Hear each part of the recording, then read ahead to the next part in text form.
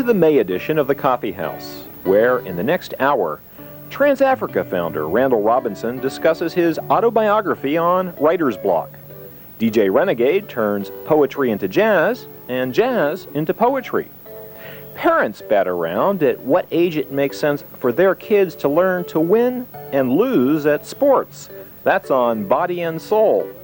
Ethelbert Miller remembers Lorraine Raisin in the Sun Hansberry, plus Silver Spring development plans and the status of funding for the Takoma Park Library. We'll introduce a new segment, Dance Talk Takoma. Liz Lerman hosts African dance director Sylvia Suma. And there's much, much more. Hi, and welcome to Coffee House Forum. Looks like good news on several fronts for the oft-neglected Down County portion of Montgomery County. A county council committee voted to spend $230,000 to renovate the Lee Jordan athletic field next to the Takoma Park Middle School. And another county council committee gave its blessing to fund the city's independent library, funding that was jeopardized by the merger of Takoma Park into Montgomery County. More on that in a bit. But first, Silver Spring. After years of mega fantasies and false starts and widespread community demoralization, there's now a palpable air of optimism that Silver Spring's long decline will finally be arrested and turned around. On April 20th, Montgomery County Executive Doug Duncan and developers signed a $321 million agreement to revitalize downtown Silver Spring along a town square model. Today we are starting the rebirth of downtown Silver Spring, and I got to tell you, it's been a long time coming. Just 4 years ago, when I was elected county executive, pretty much this whole area was full of vacant, run-down buildings, and we spent a lot of time acquiring the property, tearing buildings down, and getting it ready for today. The developer's plans divide downtown Silver Spring into 8 sections, featuring street-facing retail shops, sit-down restaurants, a 20-screen-plus multiplex cinema house, and a town center. Look for Fresh Fields, the supermarket chain, to sign on to the project and claim the corner of Wayne and Fenton Avenues. Also expected are Strassnyder's Hardware, the Sports Authority, and a national book chain whose name starts with the letter B.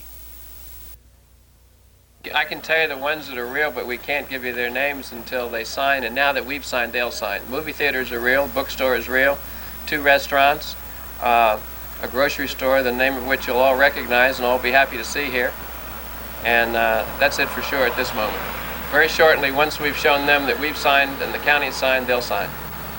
Residents like the expected mix of shops, and they hope the human-scale, neighborhood-friendly style of development will help reknit the fabric of community life in Silver Spring. But for at least one politician, the Silver Spring revitalization project can be reduced to a big, juicy invitation to pig out. Thank you, everyone. I think the sun is shining down on Silver Spring because they know it's going to be a very special place. We're going to let you shop until you drop, we're going to let you eat until you're full, and we're going to let you be entertained until you go home with a smile. The crown jewel in the Silver Spring revitalization plan, says County Executive Doug Duncan, is the agreement by AFI, the American Film Institute, to occupy a restored Silver Theater in the heart of Silver Spring. The Los Angeles-based AFI is dedicated to motion picture preservation. Under the agreement, Montgomery County will spend up to $7.8 million to restore the Silver Theater and an adjacent facility for AFI's use. The complex will be leased back to AFI for $10 a year for the life of the 10-year agreement. AFI's Ray Berry declined to comment on a timetable for reopening the Silver Theater. And despite Doug Duncan's signature on the dotted line, the Town Center project is not yet a done deal. The County Council still must approve the financing. The agreement requires the county to kick in over $123 million for parking garages, land acquisition, demolition, the construction of a civic building, and other costs. That's on top of the $21.5 million the state government already has agreed to contribute to the project. What do you think the vote's going to be like on the council? I think we should have a good and favorable vote on the council. Certainly there are some individual questions and concerns that we need to address. And so long as you take a look at the complete picture, i.e. the entire project, and not look at it in a sort of an isolated vacuum by pulling out individual components therein, if we maintain a focus on the complete project, recognizing what Silver Spring needs, what is at risk at this particular time, and what the future may very well be without this project, I think we could come to a very favorable conclusion in rather quick order. So I think we should have a... What are the big issues the council? Well, certainly will be the cost overall. What is the county's contribution to this? That's one. The involvement of some civic endeavors, i.e. libraries, parking, civic center, those kinds of things. And to make certain that those things fit within the project overall scheme, as well as the balance between retail, civic contributions, and some of the other things that we've concerned about. So I think the biggest problem for us will probably be trying to look at the overall cost of the project and melting that into some of the other components therein. And what is the legislative process? Well, what happens now that it goes before a special legislative committee, that committee would hopefully report it out to us fairly quickly. And we will do that by looking at individual components, i.e. whether or not we vote yes or no on the CIP component, which will be about 3 or 4 pieces of this. CIP? Yes, the CIP, which is a capital improvements program for the county. Okay. And so when are you hoping to take this to the full council for a vote? We hope that we would have it either sometimes in late May or early June. Those are probably the most optimistic dates that we can look forward at this time. But when that decision comes, Council President Leggett predicts the vote will be 7 for funding the project and 2 against. Now let's move next door to Takoma Park. For the past 60-plus years, Takoma Park has operated a small, independent library, which now resides at the corner of Maple and Philadelphia Avenues. Some 86% of its operating funds come from the city. Montgomery County, which operates its own library system, contributes about 14%, or it did. When Takoma Park became unified into Montgomery County, the provision in the Montgomery County Code that said that, that authorized the rebate for the library referred specifically to paying a library that existed in 2 counties. So the legislation was moot once Takoma Park was all in Montgomery County. It could have been just a matter of simply changing the language of the code, but at the time the Montgomery County Council decided they wanted to use last year as a transitional measure and have further discussion about our status. And a number of possibilities were mentioned at the time, including consolidation. So that really started off the discussions that are continuing now. Consolidation into the Montgomery County Library system, or simply cut off the county rebate to the Takoma Library. Such worrisome prospects attracted a crowd of 150 concerned Takoma residents to the library lawn on the evening of April 7th. This library has been an anchor and an institution in this community for a long, long time. The programs in this library work. How can anyone think of not funding this library? They can think of it because the county has a formula for funding libraries. They have a formula that determines how the proximity of their branches from one another, and according to that formula, logically, they wouldn't keep us open because we're very close to Long Branch and also to Silver Spring. Close by county library system standards, but not necessarily close enough to actually serve the core of the Takoma library constituency, which lives near the library. Well, it's well located to the schools right in the area. It's well located to the kids right in the area. They can just drop over there. They don't have to take buses or transportation. They can go there right after school. It's a good way to keep them occupied, to get them interested in their schoolwork and in a whole range of subjects. So, Jack Mayer grew up in Brooklyn. He says he developed a comfort level there in his small neighborhood library, which prepared him for using big libraries later in life. And he says the same is true for the Takoma Library. There are several features of our library that are very important, in my opinion. One is it's located in what I think is the densest populated area of Takoma Park. 2, probably a large percentage of the people who live in that area have limited, if any, automobile access. and to get to Long Branch or Spring Park, Silver Spring, is an automobile, you know. The other advantage is it's right there where the Piney Branch and Takoma Park Elementary School are, and the alternative high school. Takoma City Council member Larry Rubin took up that theme at the Rally for the Library on April 7th, where he related what he and other library supporters said at a county council hearing earlier that day. I said you can't judge the need for a library by all these proportions and by miles. The only way you can judge the need for a library is by the people that live in those miles. We spoke about the children from the 4 schools that are within walking distance here. We spoke about the people that live in the apartments, the people that live in the private homes. We have some of the most densely populated territory in the county right here. We spoke about the children walking to the library, not having to cross major highways, just going over fields and small streets. We said that if they take away this library, if they move the services of this library, it is the same as taking it away. What I said is if you take away our library seats, the library seats from our children, they will have no place to go but the streets. Some county council members questioned whether an independent library like Takoma's should be funded out of county tax dollars, and whether Takoma's library is really up to snuff. It depends on their funding. It totally depends on their funding. To this point, Takoma Park Library has done a very good job of serving their community. I think with less funding, it would be hard for them to survive. Because in the public library system, we're very cooperative. We have the resources, the entire Montgomery County system at our beck and call.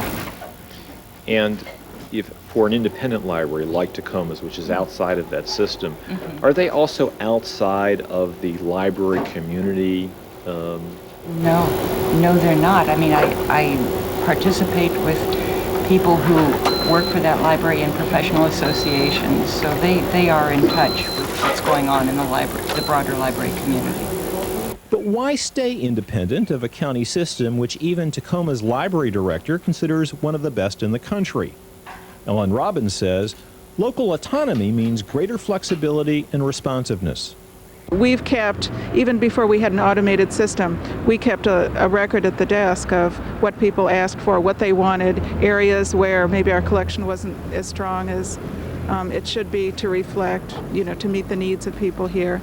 And we can respond in that way really fast. We don't have to go back to the central administration in Rockville or somewhere else and depend on them to meet our collection needs. And the same thing with programs. I mean, everybody at the library, including me, works at the desk with the public, and there's really no barrier between us and the people we serve, so we know really quickly whether whatever we're doing is meeting the need or isn't. And by the same token, we can generally respond pretty quickly, and that's an advantage. That's all well and good, but is Takoma Park's library localism really just nostalgia for a quaint era that's long since passed? Ellen Robbins says no. We've kept ourselves viable partly through the community support and partly because we've kept changing over the years. I mean, we haven't stayed, the little library with the card catalog that knows its patrons and is nice to kids, although we are still those things, I hope. But we've also, we've automated, we have internet, we've tried to do the things that will keep us viable in the long haul.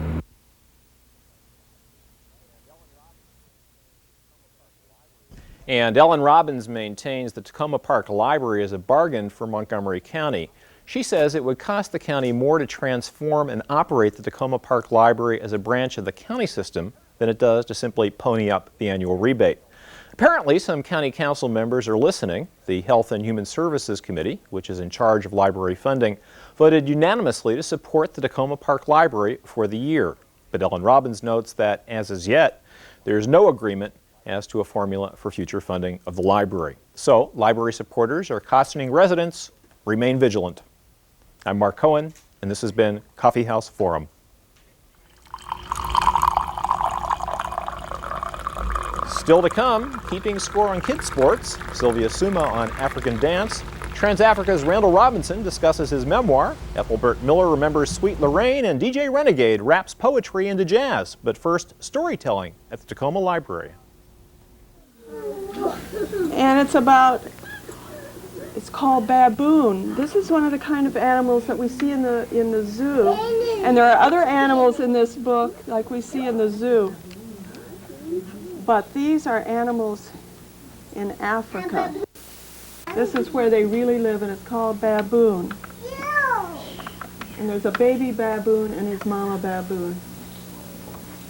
Baboon opened his sleepy eyes, and ahead was the great forest. Look, said his mother, that is the world. And Baboon slid from his mother's back. So the world is green, he said. Some of it, said his mother. Yes, some of it's yellow, too. And some of it's blue. But some of the world is green, said his mother, and she led Baboon among the tall trees.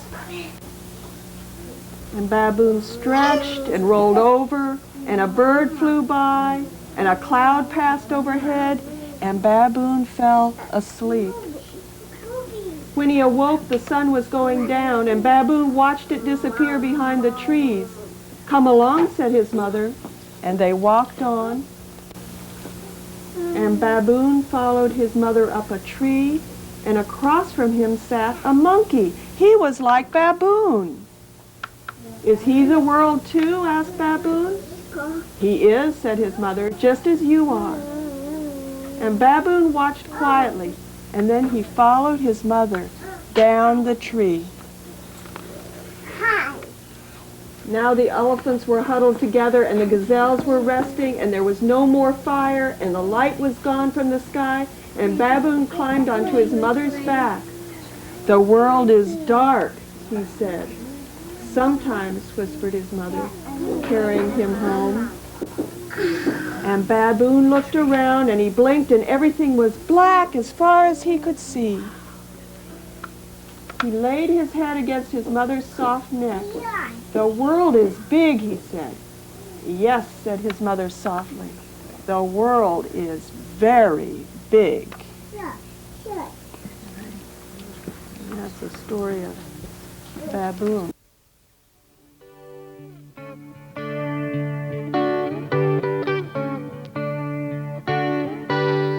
Hi, and welcome to Body and Soul.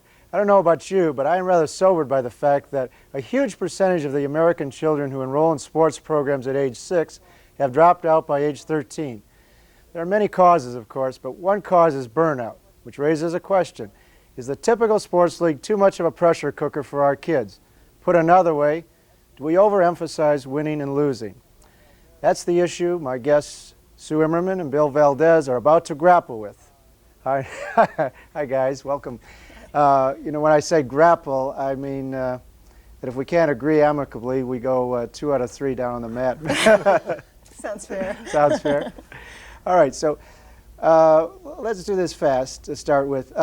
Sue, a quick response to that. Is there too much emphasis on winning and losing at an early age? I think kids bring competition to everything they do. Some coaches really push the winning and losing, and other ones are a little bit more what's that word? Over the top. Some are over the top. Some, I think, are a little bit more concerned about the kids having fun. All right. Agree, disagree, Bill? I agree, and I think, you know, it's really a function of sports. Sports is about competition. And when you have competition, some people win, some people lose. But what you have to teach the kids is how to deal with it, how to deal with good sportsmanship, how to deal with disappointment, how to deal with, on the opposite end, not being too happy when they win. So competition is good, but you have to work with the kids to help them understand what they're doing. And if kids walk off the field crying, what does that say? Does that happen? Does that happen in your experience? Sure, it happens all the time. But the kids have to learn how to deal with disappointment. And that's the coach's responsibility, and it's also the parent's responsibility.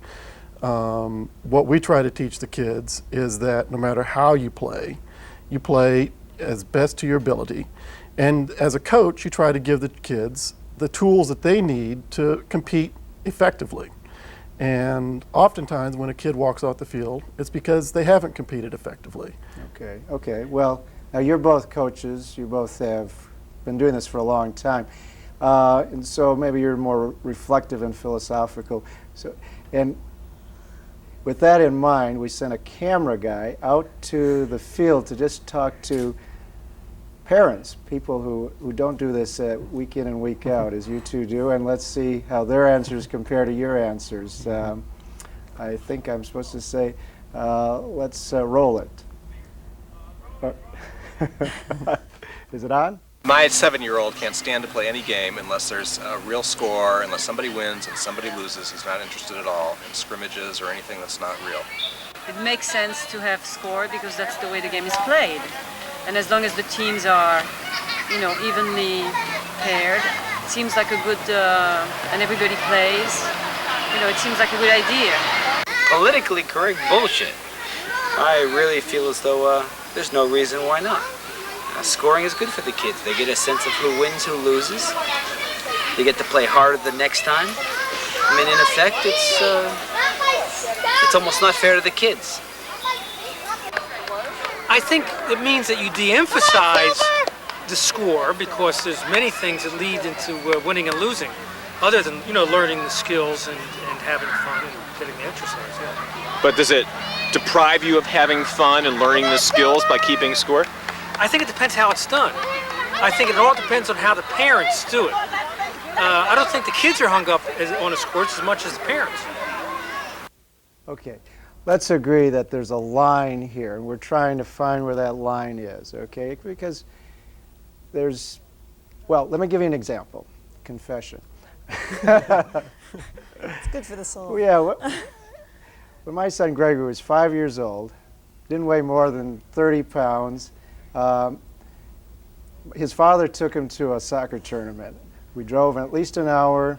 The temperature was at least 90 degrees. He played 3 games. I think I remember this. Yes, right, yeah. Now, is there something wrong with that picture or not? Well, I don't think the act of doing this, I don't see anything wrong with actually doing it. If Gregory wanted to do that and was having fun, I can't see a problem with that. Yeah. Well, we live in Takoma Park, and in Takoma Park, people are always trying to balance things. There's this socialization, kind of process that parents like to get their kids involved in, and some of the folks who are involved in the sports leagues want to balance things out. If there was every game was a tie in soccer, if every baseball game went into extra innings, these parents would be happy. But that's not the nature of sports. It's not the nature of how you live your life. There are winners and there are losers. And so this effort to try and balance things, really can go too far. Well, all right. Say that's true, but at what point can kids really understand that there is, that there is tomorrow, even though you get beat 21-0, you could wake up tomorrow? I think it depends on who's teaching them that. Some of the kids who are most able to deal with winning and losing are the kids who have coaches who bring popsicles. So at the end of the game, after they've lost and they're wailing and crying, it suddenly disappears because it's over and they're moving on. And in fact, some of the worst sports are the kids who win all the time because they haven't learned to lose. So I think this all needs to be part of a youth sports program. Right. Actually, so now we're talking about introducing something other than winning and losing, popsicles. But actually, teach the kids that there's more than just winning and losing. Right. There's the reward of playing well. There's the reward of competing, the camaraderie of being on a team. These are things that kids value, and if you teach them to value those things, they'll appreciate it. Kids come out of the womb, like Sue said, competing, beating up on each other, running faster, who can do something better. And all the kids know who can run faster and who can kick the ball harder. But when you get them into a team situation, they can get gratification out of the team and out of playing well together. And that's really what you're trying to teach them. All right. Again, I'll grant all of what you said, but let me tell you something else. That there was a little experiment that was done a year or so ago in the indoor soccer league in Takoma Park, and no score was kept. I think this was for 7- and 8-year-olds maybe.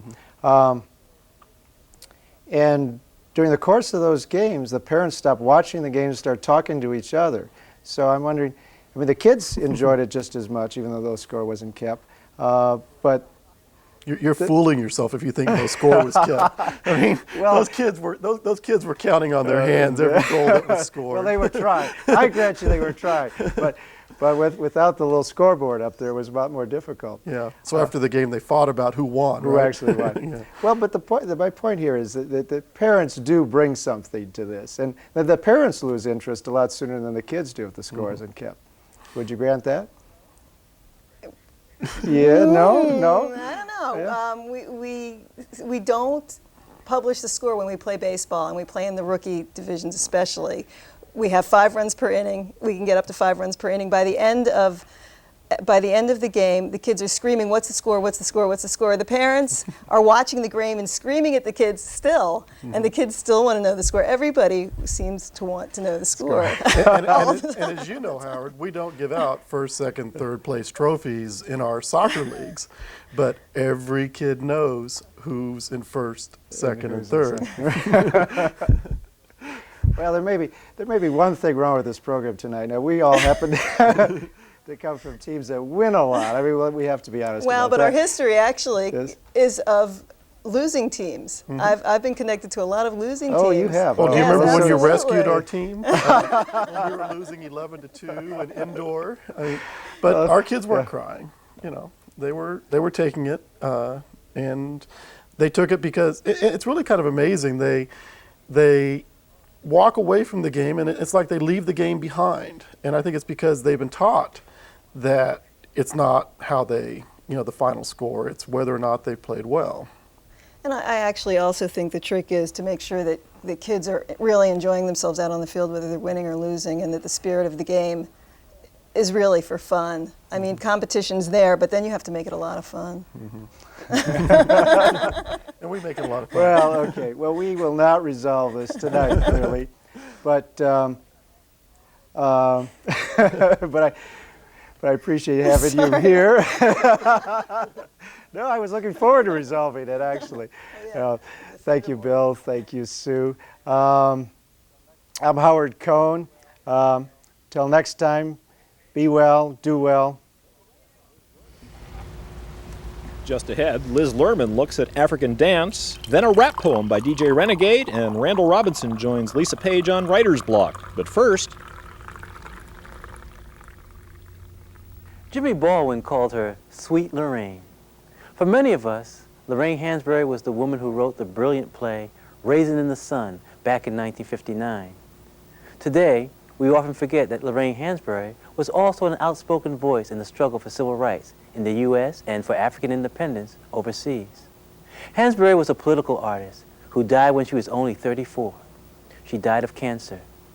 Many artists today continue to battle against the same illness. Lorraine Hansberry taught us what it meant to be young, gifted, and black. Her life was filled with compassion and spiritual energy.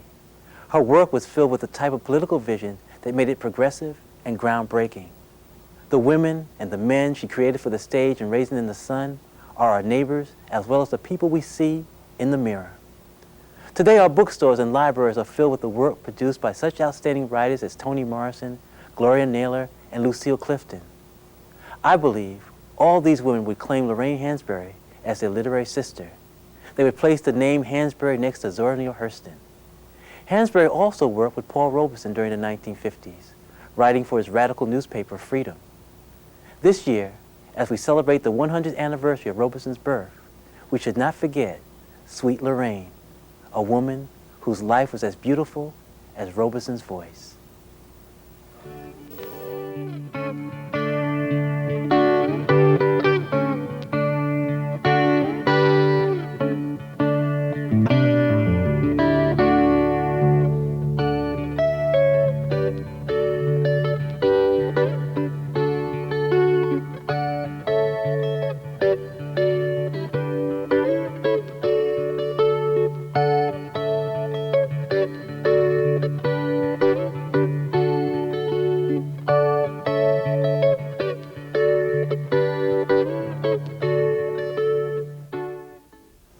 It takes a special person to break new ground. That's as true for dance as anything else. And it's all the more remarkable and brave when a pioneer is a woman directing an African dance company. That's because directing African dance has been a male domain. It's a great pleasure to introduce Sylvia Suma as my first guest on Dance Talk Takoma. Sylvia is an extraordinary dancer who's taken an interesting personal journey into the discovery, practice, and performance of African dance. She's danced locally and nationally with several renowned companies, traveled to Africa to study with the finest teachers, and recently formed her own dance company. Let's find out why. Sylvia, welcome to the Coffee House. Thank you. I'm really glad you're here. So am I. Let's start sort of with the general thing, what actually brought you to dance, and then the particulars. What is it about African dance? Okay, what brought me to dance, actually I started with the inner city program in Cincinnati, Ohio when I was 8 years old. So I didn't know too much about dance, and this woman, by the way, her name is Carla Perlow. The great, wonderful Carla That's Perlow. Right. Started a dance program in the inner city, and we performed around the city. And then once I went through school, I moved to Washington, D.C. in 1986. I started dancing, and then I had a son, and then that's how I got into African dance, is because I could bring my son to class with me. Now, why was that? When I went to most of the modern classes, no one would have their kids in class. So if he was there sort of running around, or, you know, everyone would sort of look at him and, you know, raise their eyebrow. So, and that wasn't what happened in the African classes? No, everyone had kids in the African dance classes. Do you think that has something to do with the role of dance in African culture? Because it's a part of daily life. It's constant. It's just like, I guess, eating, sleeping.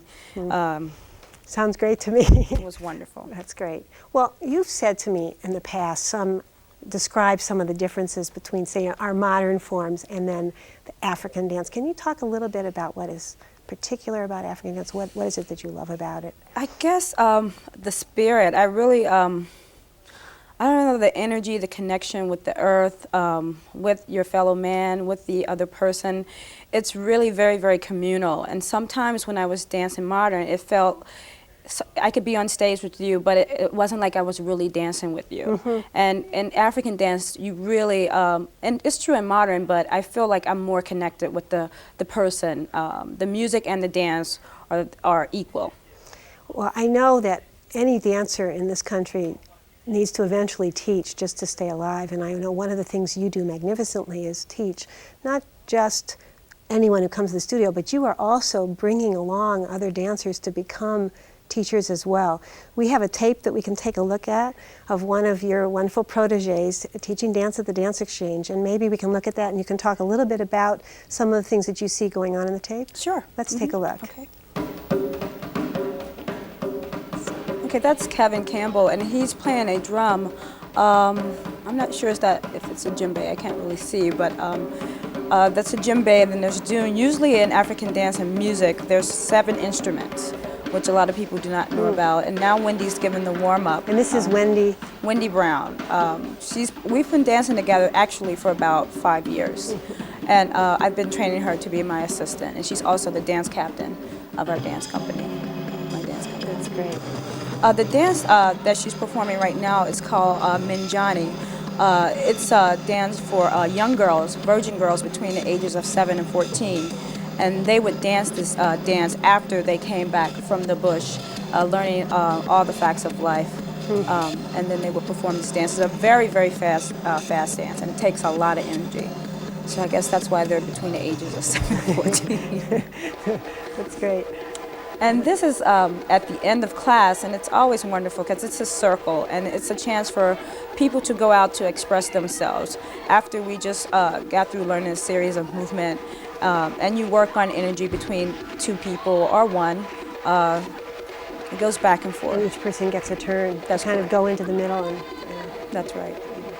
The thing about so many African dances to me, just as you were describing the dance for the young girls, is not just the huge energy it requires and the technique, which we can see here.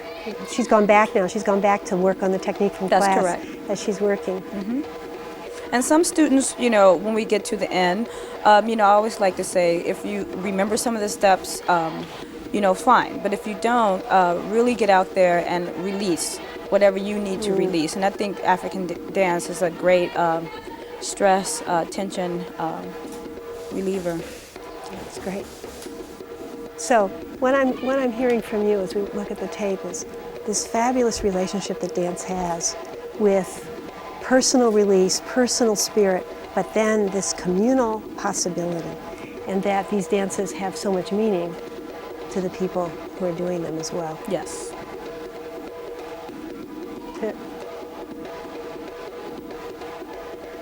I'd say that's pretty energetic. Very. But one thing about African dance, this is obviously focusing on young people, but there are a lot of aspects of African dance that focus on people of different ages. All ages. There's dances for larger women. There's. I know, that was great. She like just goes out at the end. It's nice. Children dance. When I was in Africa, people dance their whole life. When we got up, when we finished working, we would dance. You would hear music all night long. You would hear drums in the distance. It was quite. It must have been amazing. Wonderful. It was great. So we understand that African dance has this incredible power and meaning. You've gone about now deciding to do this momentous thing, which is to form your own African dance company. Talk a little bit about what that means to you. Oh, I guess I felt the need to, because of my background in modern, I wanted to try some new things with African dance. And the company that I was with before, they were very traditionalist. So some of the staging and the format was very traditional, meaning some of the movements were very frontal. When I was studying modern, I learned how to you know, diagonal, whether you're going to use a circle, whether you're going to, you know, there's other shapes and ways that you can use the movement, and I wanted to explore with those. So then again, my presentation would be non-traditional in the African sense. So you're already talking about fusing your contemporary forms with African forms. Exactly. Now, what happens to people who do that? How is that received in the community? I think because I am stating what I'm doing, sometimes you can go to a dance performance and you do not know whether it's traditional or whether it's contemporary. But I always try to, in my notes, put that I'm blending some of the Western ways with some of the traditional ways. That's great. Is there so you're bringing your modern self, obviously as a woman, you're bringing your female self as well.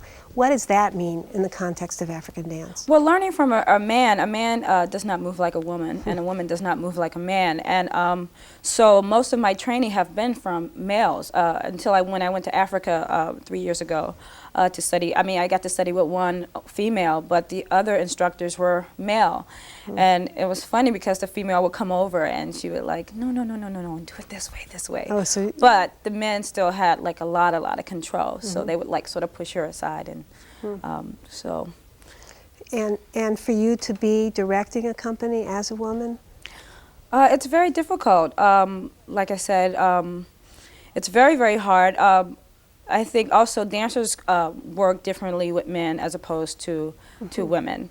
So sometimes I think I have to be very, very tough, overly tough, because I don't get the same respect as I know. The New Yorker just did a huge article about women as managers, and I read it and I thought, oh, we know all this in dance already, given what it is like to be a woman director in a dance company. There's a lot of things that I know you're going to be discovering.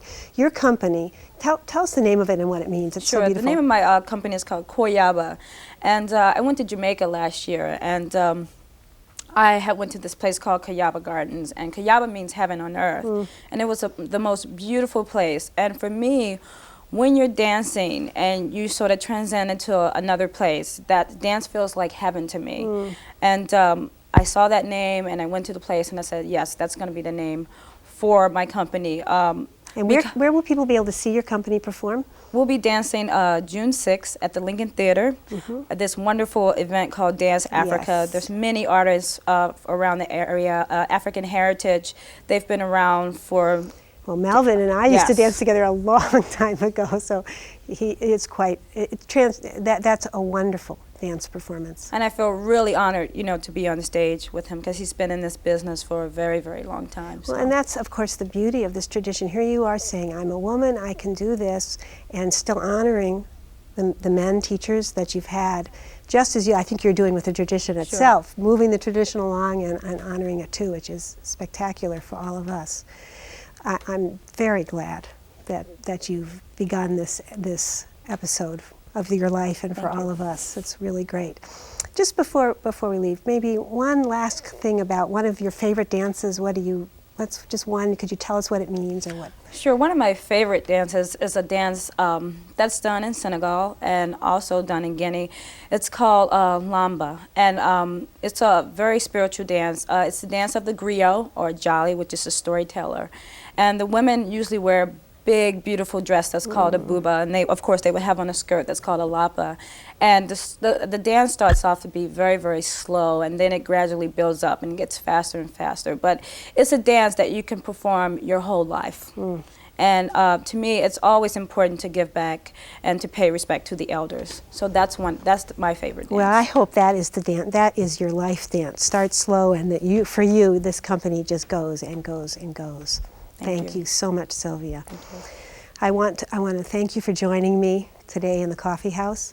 I hope those of you watching will find a way to see her work and that of other fine companies in the area. You can study with Sylvia at several studios, including Dance Place in Brookland near Catholic University, and at the Dance Exchange right on Maple Avenue in Takoma Park. Until next time, put a little dance in your step and a little talk in your dance. I'm Liz Lerman, and this has been Dance Talk Takoma.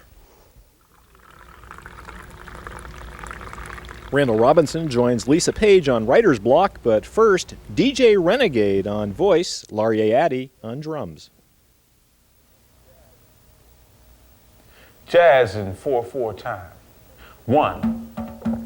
If Dizzy Gillespie had been a poet, he composed a tune in the key of to be. Something like, what it is what it is, because if what it was what it be, then what it be simply cannot. Beep, beep, beep, beep, beep, beep, bop. 2. Dust slow dances through the lights of Carnegie Hall. Lady Day clings to the edge of a song. Her pain pulled into a tight ponytail. Voice run off with a younger woman. Eyes swollen from living in the narrow of a needle.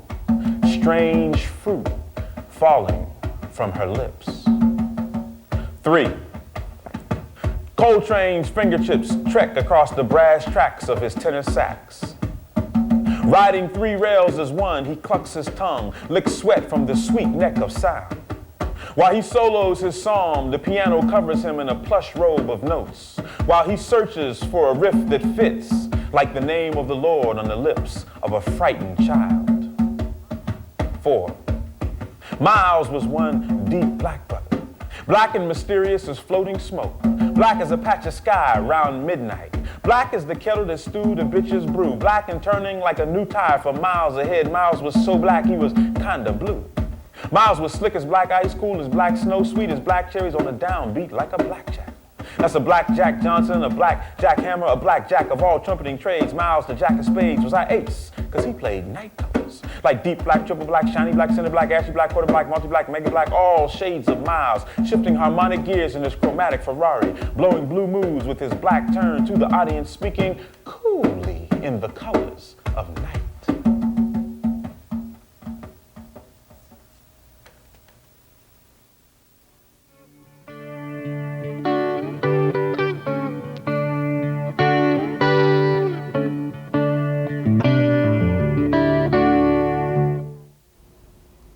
For many African Americans, the concept of the diaspora is a vague notion. The idea that so many of us here in the States have ancestors in Africa isn't so strange, but that there are many more of us throughout the world with the same lineage and the same history is a vague notion. Our counterparts exist in the Caribbean and South America, We share a universal history in terms of colonialism and slavery, but our connections to other people, other black people outside of the United States, are tenuous at best, so that political empowerment on an international level is still relatively new. My guest tonight is an activist in the international arena. He played a pivotal role in the protests against South African apartheid. He was also center stage when it came to U.S. foreign policy on Haiti. Randall Robinson is the founder and president of Trans-Africa, an organization designed to influence U.S. policies toward Africa and the Caribbean. His new book, Defending the Spirit, A Black Life in America, is an autobiography. Thank you for being with us at the Coffee House Nice tonight. to be here, Lisa. How did you decide to write this book, Defending the Spirit? I decided I should write what I've done while I can still remember it. There you go. I'm 56 years old. I have a window of clarity, and I thought now was the time to do it. I think it's very important to leave markers for following generations. What we try to do, not only do we try to build institutions that address the kinds of problems that we have, but we need to let young African Americans know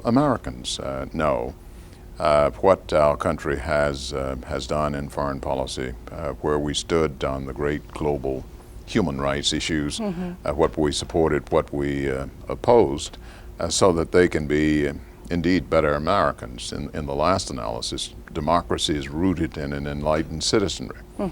And if it's not, then we can't be very good small d Democrats, and trying to make those who represent us in the Congress and in the White House count to us for what they do. And the fact is that one of our great weaknesses, I think, as a society is that most of us have little memory of less and less memory. Increasingly less memory of what we did during the Cold War and before, and we have this sad tendency to fictionalize the past. We in fact supported apartheid, and we supported colonialism, and we supported tyranny in Haiti, and we support it in Nigeria. And so conventional history doesn't include Africa in any mainstream way, or the Caribbean, and distorts what it presents. And those of us like myself who've been centrally involved in these kinds of issues over the last 20 years, I think have some responsibility to put it to paper, what happened and how it happened and how we've arrived to this point, so that those who follow after us have some sense of where they're headed as well. And a touchstone. And the personal is the political, or sometimes the political is personal. You talk very much about your own upbringing and your own beginnings at the start of this book. And you talk about defending the spirit in terms of, well, tell us, what is defending the spirit? I think it's important to know. I used to think that people in the State Department and the White House were objective decision makers. There was almost a science to this business of puzzling out problems and making policy. Well, they bring baggage to the policy place. They arrive from childhood as distorted as anyone else, and some are good people, many are not.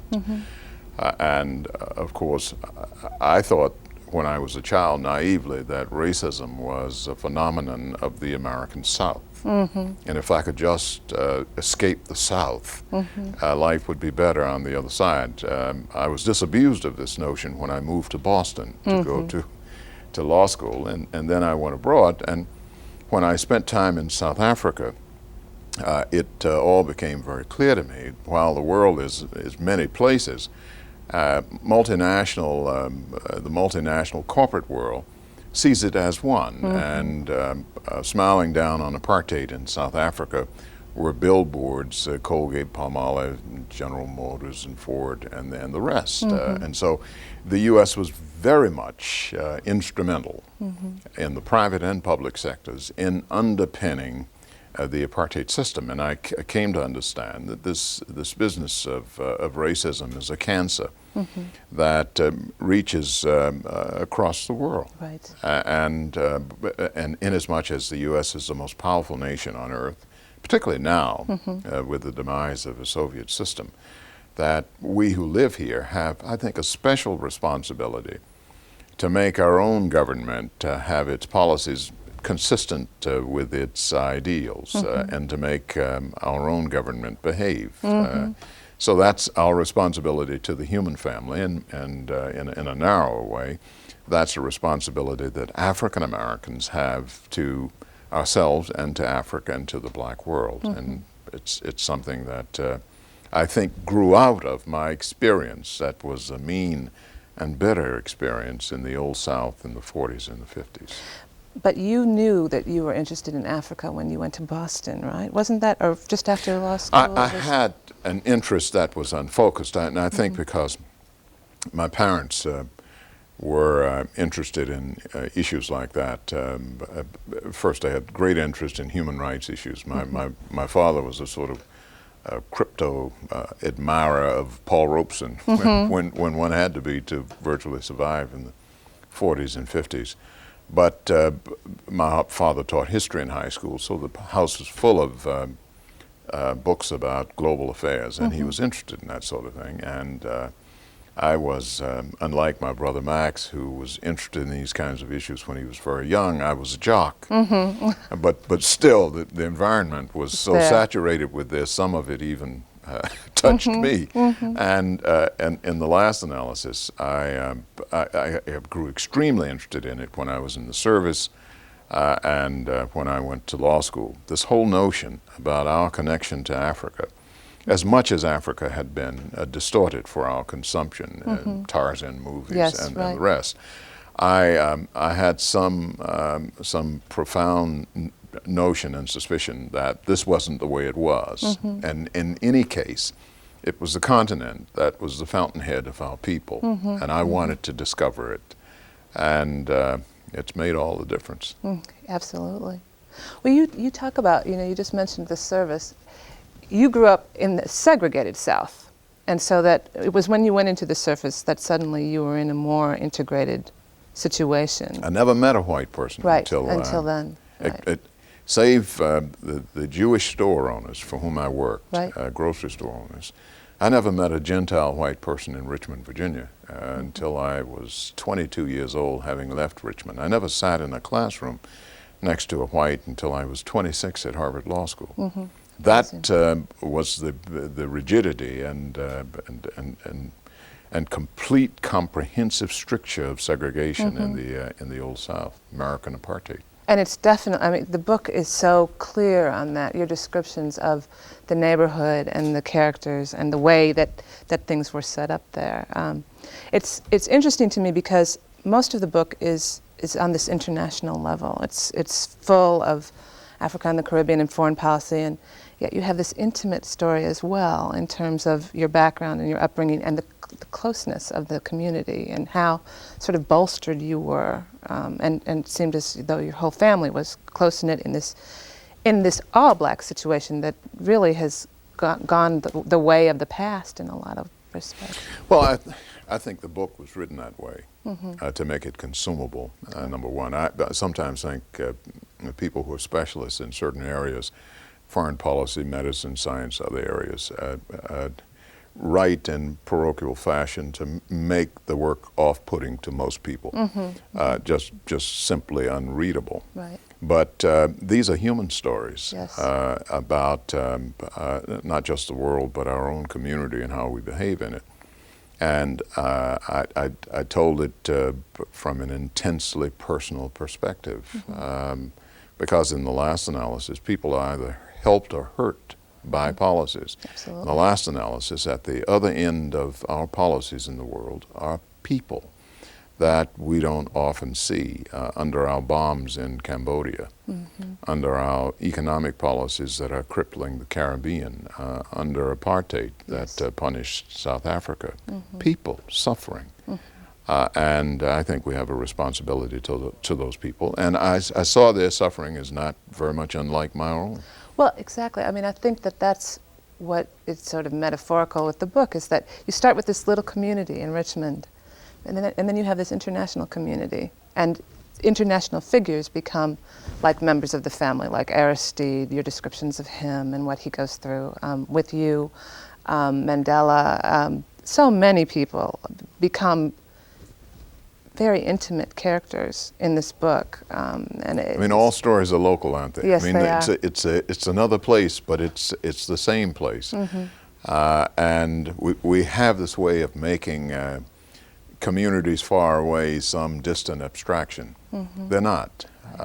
They're communities comprised of people, mothers and fathers, families, people who go to school, people who want better lives for their families, Right. people who strive and suffer. Mm-hmm. And we need to know these people. We do. We really do.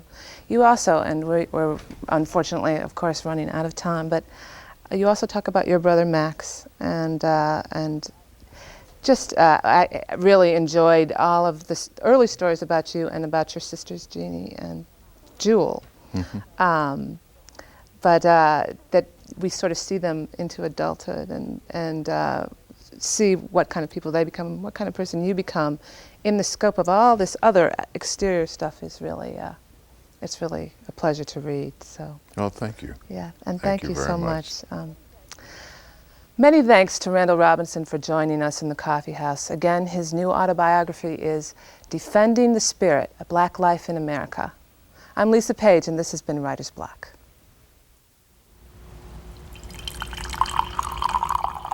That's it for the May edition. See you next month in the coffee house.